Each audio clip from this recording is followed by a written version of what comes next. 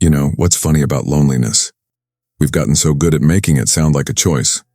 I'm just more comfortable alone. I'm an introvert. I like my own company. And maybe that's true. Maybe you do prefer quiet rooms and the weight of your own thoughts. But there's a difference between choosing solitude and convincing yourself that no one would stay anyway. You write in journals at 2 a.m. about how the moon understands you better than people do. You take photos of empty coffee cups and rainy windows. You build entire worlds out of melancholy and call it your aesthetic. And somewhere beneath all that careful construction, there's a truth you're too afraid to say out loud. You're not celebrating solitude. You're making loneliness so beautiful that you can survive it. Let me tell you about someone. Maybe it's you. Maybe it was me. They have this way of turning pain into poetry. When they feel invisible, they don't say, "I feel invisible." They say, "I'm learning to exist without being perceived." When connection feels impossible, they don't say, "I'm scared no one will understand me." They say, "I'm too complex for shallow relationships." They stay up late, not because they're not tired, but because nighttime feels like the only time they're allowed to be sad without explaining it. They listen to the same heartbreak song on repeat, not because it helps, but because at least the pain has a soundtrack. At least it sounds like art. They fill their lives with productivity, another project, another skill, another excuse to be too busy for the vulnerability of being truly known. They say they're working on themselves, and they are, but sometimes working on yourself is just another way to avoid letting someone else in. And the captions. God, the captions. Learning to be enough for myself. Finding peace in my own presence. Healing looks like this. But healing doesn't look like isolation dressed up in gentle lighting. Here's what's really happening. You've become fluent in the language of looking fine.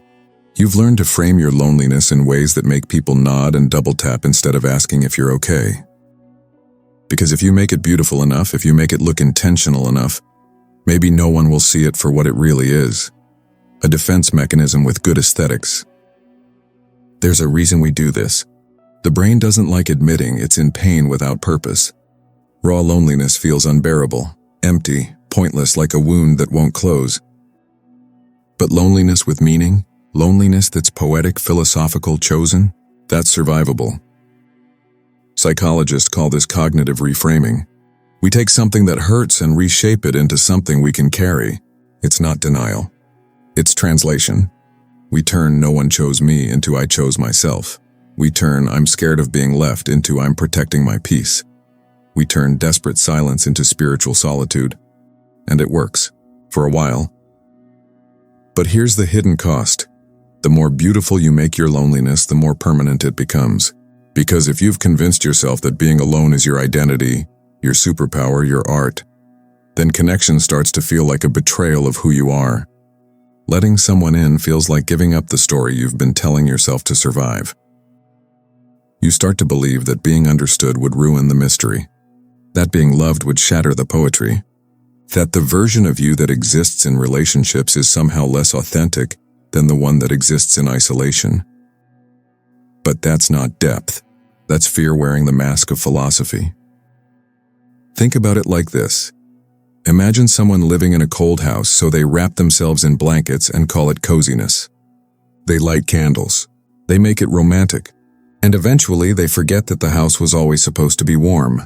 They forget they were just trying not to freeze. That's what we do with loneliness. We make it so livable that we forget we were only trying to survive it. So let me ask you something, and I want you to really sit with this. When was the last time you let yourself be seen without a filter? And without the carefully chosen words, the self-aware humor, the emotional distance that makes you feel safe? When was the last time you said, "I'm lonely," without following it with, "but I'm okay with it"? When was the last time you reached out to someone not because you had something interesting to say, but because you just wanted to be near another person? When was the last time you let yourself want connection without immediately defending why you don't need it? Here's the truth that might sting. If you're reading this and feeling exposed, if some part of you is saying, "Okay, but my loneliness really is different," that's the story talking. That's the beautiful lie doing its job. Because everyone's loneliness feels unique. Everyone's pain feels too complicated to explain. But the need for connection? That's universal. And the fact that you've spent so much energy making your isolation look intentional doesn't mean it hurts any less. It just means you've gotten really good at hurting quietly. You are not too deep for connection. You are not too broken for love. You are not more evolved because you've learned to exist without it. You're just someone who's been alone so long that you've started to believe it's who you are instead of what happened to you, and that belief is the cage. But here's the beautiful part, the real poetry hiding underneath all the fake poetry. You don't have to keep telling this story. The narrative you've been building, the one where you're the lone wolf, the misunderstood artist, the person who's just better alone, you can retire it. Not because it was all a lie, but because it was only ever supposed to be temporary. It was a bridge, not a destination. You were never meant to live in survival mode forever. You were never meant to make peace with pain when healing was always an option.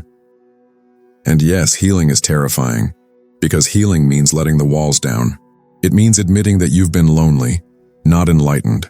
It means risking being seen and maybe being left again.